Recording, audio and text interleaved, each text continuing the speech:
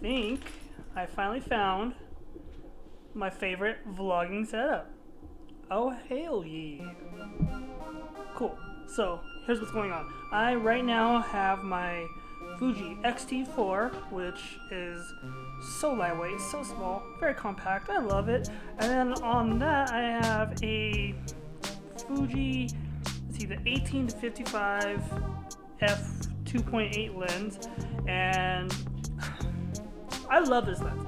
This lens was one of the first lenses that I've ever bought, but for whatever reason, I traded it in thinking I'm never going to use it. Dude, I'm using it right now. I had to go back and get this lens. Where did I get it? Oh, it came with the T4.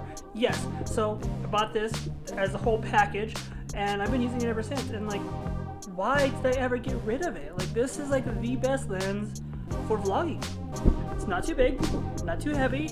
It's got, you know, stabilization inside it, and combine that with the amazing stabilization that is in the T4, like, holy hell, this is seriously the best vlogging setup I have ever had. Hell yeah. But let's pause for a little bit. This video is not about the T4. This video is about finding the right camera or camera system for you. And how do you know if it's the right one? Let's talk about it. Quick update on the house. Still putting it together. It's a little messy right now, or else I really would show you what I've been working on, because I'm super excited for it. But you know what? I'm gonna. Oh yeah, I like how that looks. This is a good spot right here. I mean, I don't know. I'm still playing around with how I'm going to be, you know, setting up my office. I have a good idea right now, a good system, sort of. It's a work in progress, obviously. Got my key light right there. If you've been following the channel for a while, or just follow me on Instagram, or just follow me in life, you know that I go through a lot of cameras, like a lot of cameras. And some people might say I have gas. I do. I very much have gas in many ways. If you don't know what gas is gear acquisition syndrome. And what that means is you just have this urge to constantly buy gear, in this case, cameras for me, and you just keep buying and buying and buying, thinking that the next thing that you buy is going to improve your photography game like crazy. So gear is always something that I've been battling, and I've gotten better. And I think I'm at the point now where I am comfortable and happy with my systems. I have 2 systems now that I am pretty dedicated to. But it wasn't easy. It was not easy getting to that road, but you know what? Now that I am, I'm like, okay, now I just need to invest in lenses and find the right ones for me.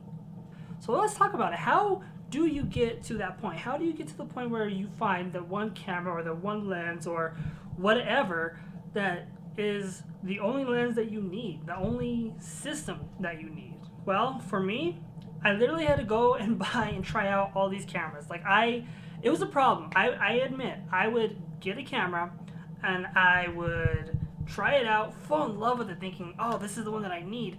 And then I get bored. Like, I would get bored because it's missing an update, or it's missing a feature, or it just didn't feel right. And that's the biggest thing. It needs to feel right. And when you have a camera in your hands, you just know. Like, when you start playing with it, especially for like a month or 2, and you start realizing, well, wait, I really miss this feature that my other camera had, or I really wish that this feature had something else that you know you can use. That's how you know that the camera is right or wrong for you. For me, it's Fujifilm. I always go back to Fujifilm because for me, holding a Fuji camera and any of their lineup just feels right. You know, when I grab it, I feel like, okay, I want to create with this. I want to film with this. I want to do everything and anything I can with this camera. And they're small, they're lightweight, and they're really easy for run gun stuff. You know, really easy for vlogging, which I am enjoying the hell out of this one. And you know, it's just, again, it feels right. And that's the key thing to know is, does the camera make sense for you? What are you using the camera for? And at the end of the day, are you happy with it? You know, that's the thing. You have to be happy with your cameras. You have to be happy with the system that you are invested in. Don't just get a camera because you think that you're going to be making all this money or you're going to do all this crazy production work. Like, if you have the money to spend on all of these equipments, do it by all means. But don't get a camera in hopes that it's going to make you more money in the future. Get a camera that makes you want to create. Get a camera that feels right in your hands. And that brings me to my next point. Creativity. Does the camera make you want to create? Is the camera fun? If a camera is just sitting there and you only bought it to make money, it's not really, for me as a creator, it's not beneficial. I want a camera that I can grab and I can play with the settings and I can be like, oh, I can use this setting for something else, or, you know, it challenges my way of thinking or it sparks a new idea.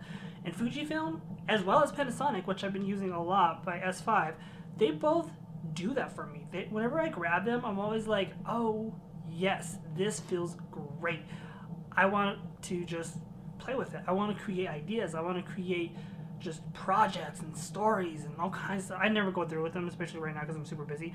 But they are so much fun that they inspire me to create, you know, and that is huge. Especially as a creator, you need to have a system that you can be like happy with. You need a system that you can, you know, just have fun with.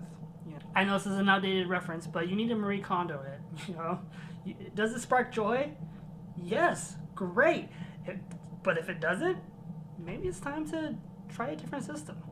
Now look, I'm not saying that you need to go out there and you need to buy every single camera that you can get your hands on and test it out and see if you like it. Like, don't go my route because I don't want to say I spent a lot of money on cameras. I mean, I kind of have, but I've also traded a lot to find the perfect system.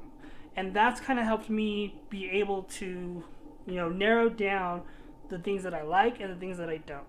You know, so you could go that route, or my recommendation is rent a camera from a camera shop, or, you know, if you have a buddy who has a system that you've been curious about, ask them to borrow a camera. Just take a look, or go my route. Either way, whatever works for you, that's the route that I recommend that you do to find the right system. But at the end of the day, just know that all these cameras, all these lenses, they're all just tools, and how you use them is entirely up to you. But I will say that if you're using it as a content creator for your own content, make sure that it is a system that you are happy with. Make sure that it checks off all those boxes, because if it's something that you're not really happy with, or if you're just like using the camera you know, it shows in your work. But if it's a camera that inspires you and you're happy to use it and it's easy for you to use, it really does show in your work, be it photography or videography. So keep that in mind. All right, everybody, well, I gotta finish cleaning up the house. I promise that I will clean up this house this weekend, and I'll give you a full-on tour of where I'm at. And yeah, I'm really excited. It's coming along really, really nice. Like, oh, I am so happy. And you got to see my setup. Like, but we're not going to go there right now. So, with that being said, thank you so much for watching. And I really, really do hope that, you know, this video was able to help at least one person out there when deciding a camera. And, yeah, if you can, just give me a thumbs up and subscribe if you want to watch more crazy videos like this one. And, yeah, I will catch you on the next one. Like always, love, peace, hair grease. Stay greasy, everybody.